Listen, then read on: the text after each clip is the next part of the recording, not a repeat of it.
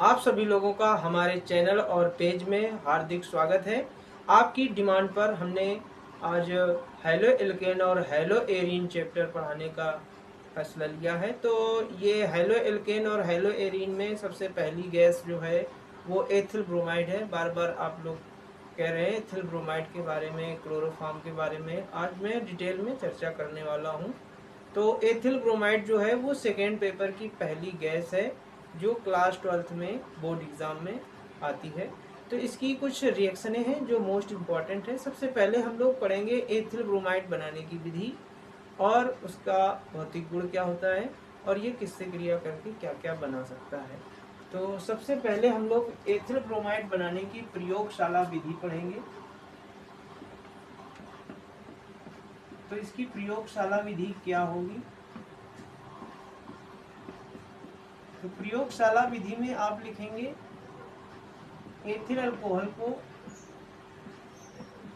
सांद्र H2SO4 की presence में, यहाँ लिख देंगे प्रेजेंस में सांद्र H2SO4 की उपस्थिति में KBr या NaBr से इसकी क्रिया कराई जाती है। KBr से जब ये क्रिया करेगा तो KOH बन जाएगा और Br इसमें ज्वाइंट हो जाएगा, तो बनेगा C2H5Br प्लस K के साथ में OH निकल जाएगा KOH। तो ये एथिल ब्रोमाइड की प्रयोगशाला अभिक्रिया है। एथिल अल्कोहल को सांद्र H2SO4 की उपस्थिति में KBr या NaBr के साथ गर्म करते हैं तो एथिल ब्रोमाइड का निर्माण होता है। ये एथिल ब्रोमाइड का फार्मूला है, यही हमारी पहली गैस है। अब आगे हम लोग पढ़ेंगे एथिल ब्रोमाइड बनाने की और कोई विधि है। तो सबसे पहला है औद्योगिक में अगर आपको बनाना है औद्योगिक विधि, तो औद्योगिक विधि का मतलब होता है दोस्तों जब हमें बहुत ज़्यादा मात्रा में कोई चीज़ बनानी है तो उसे औद्योगिक विधि द्वारा बनाया जाता है। अब हम औद्योगिक विधि में एथिलीन का योग कराएंगे। ये एथिलीन गैस का फार्मूला है। एथिलीन गैस का हम HBr के साथ में योग कराएंगे। तो योग कराने से क्या होगा, H इसके साथ ऐड करा दे रहे हैं और Br इसके साथ, तो बन जाएगा CH3CH2Br। तो ये औद्योगिक विधि में आता है। एथिल ब्रोमाइड बन गया है हमारा, ये भी एथिल ब्रोमाइड का ही फार्मूला है। अब आगे दोस्तों एथिल ब्रोमाइड के जो गुण होते हैं, भौतिक गुण और रासायनिक गुण के बारे में चर्चा करेंगे। एथिल ब्रोमाइड एक रंगहीन, वाष्पशील और इसकी गंध जो होती है वो मीठी है और भारी द्रव है। ये जल से भारी होता है और इसका क्वथनांक 38.5 डिग्री सेल्सियस या आप 38 डिग्री सेल्सियस भी कह सकते हैं।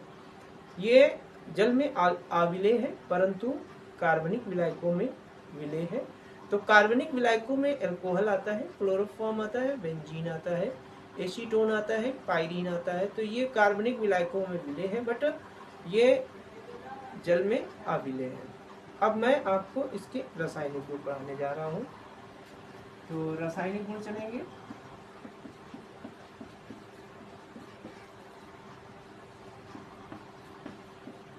रासायनिक गुण में इसकी कुछ नेमिंग रिएक्शन आती हैं।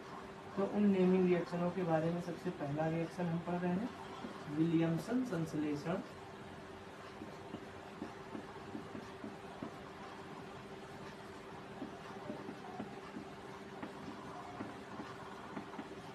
तो विलियमसन संश्लेषण अभिक्रिया ये नेमिंग रिएक्शन है जो कि एथिल ब्रोमाइड की एक रासायनिक गुण में काउंट होती है।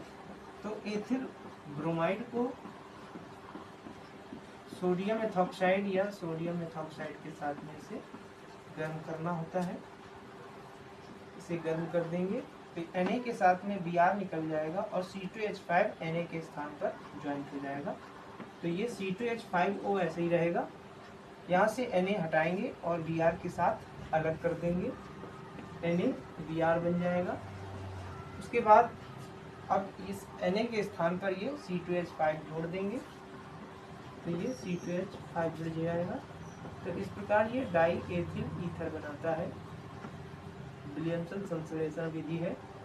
तो डाई एथिल ईथर का निर्माण होगा।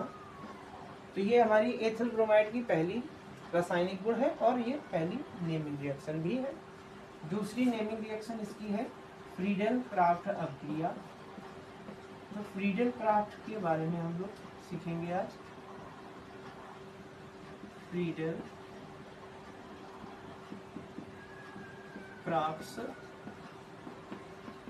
अभिक्रिया।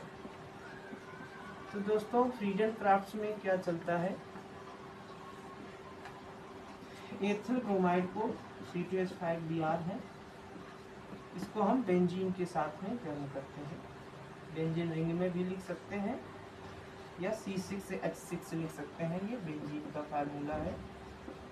बेंजीन का दूसरा नाम एरीन भी होता है, इसीलिए इस रिएक्शन का नाम है हेलो एल्केन और हेलो एरीन। ये हेलो एल्केन होता है और ये एरीन है, और इसकी क्रिया कराएंगे निर्जल AlCl3 की प्रेजेंस में।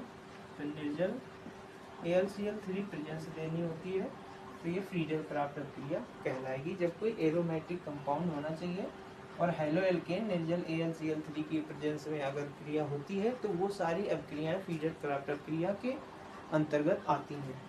अब बेंजीन में रिएक्शन करानी है। बेंजीन के प्रत्येक कॉर्नर पर एक C और एक H होता है, क्योंकि इसका फार्मूला C6H6 होता है। तो एक कॉर्नर कहीं से भी हम एक H निकालेंगे और वहां पर C2H5 योग करा देंगे।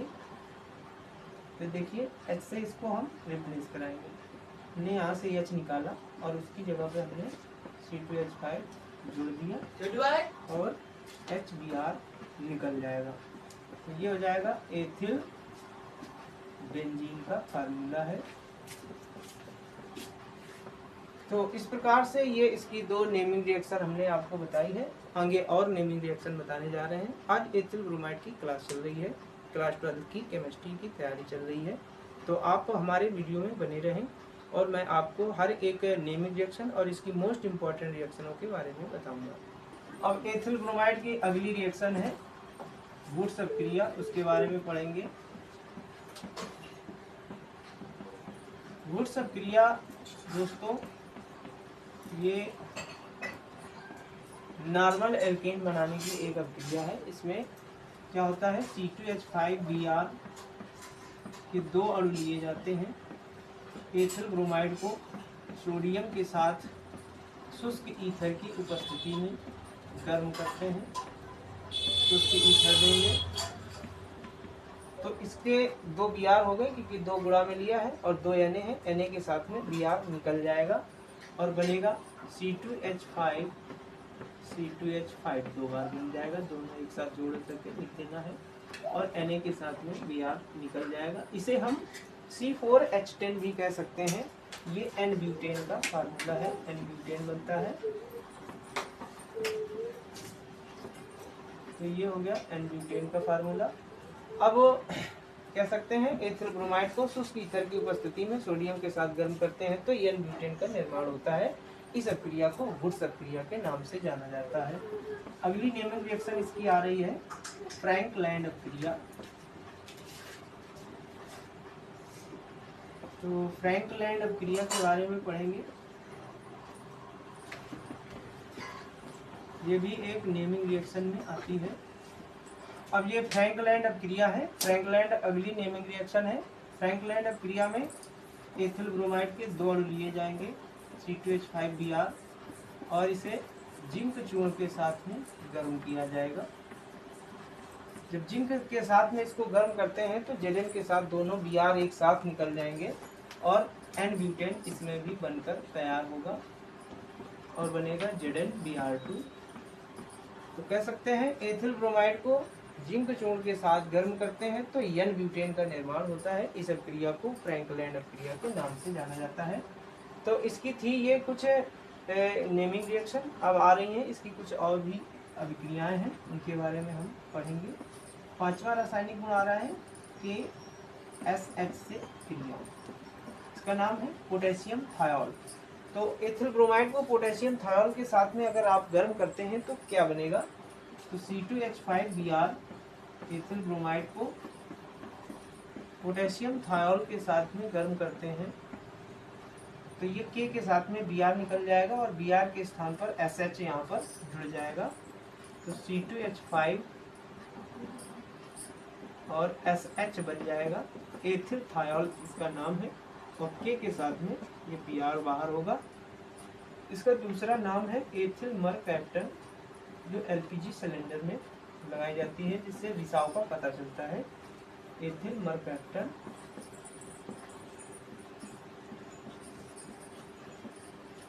तो एथिल ब्रोमाइड को पोटेशियम थायोल के साथ गर्म करते हैं तो एथिल थायोल या एथिल मरकैप्टन बनता है। आगे इसकी और रिएक्शन है K2S से क्रिया, पोटेशियम सल्फाइड से क्रिया।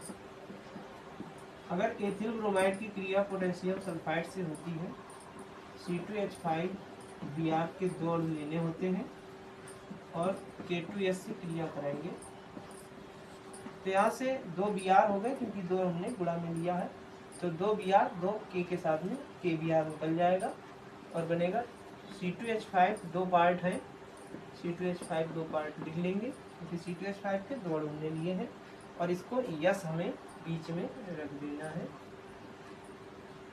इसे 5 सही से बनाएंगे। तो ये जो फार्मूला बन के तैयार हुआ है, इसका नाम है डाई एथिल थायोईथर। तो ये डाई एथिल थायोईथर का फार्मूला है और 2 KBr बाहर निकल जाएगा। तो ये थी एथिल ब्रोमाइड की K2S से ऐसी क्रिया होती है। अब हम लोग आगे पढ़ेंगे 7 नंबर क्रिया। आगे रिएक्शन है इसकी, केशियन से क्रिया करवानी है हमको। तो केशियन से क्रिया कैसे होगी?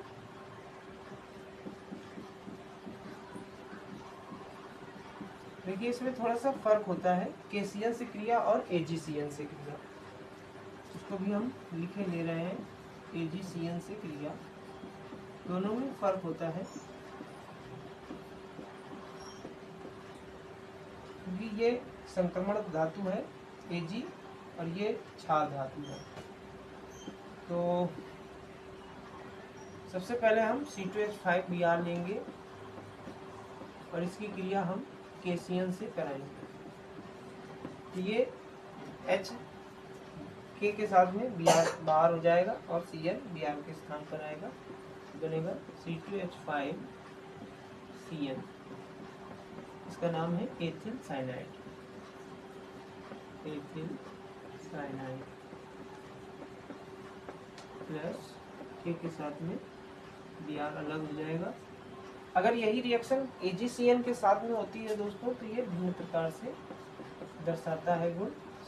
एथिल ब्रोमाइड की क्रिया जब कराएंगे हम AgCN से, तो ये आइसोसाइनाइड यौगिक बनाता है। तो ये C2H5 बनेगा, यहाँ जुड़ेगा NC, तो इसका नाम है एथिल आइसोसाइनाइड। इसका नाम हो गया एथिल आइसोसाइनाइड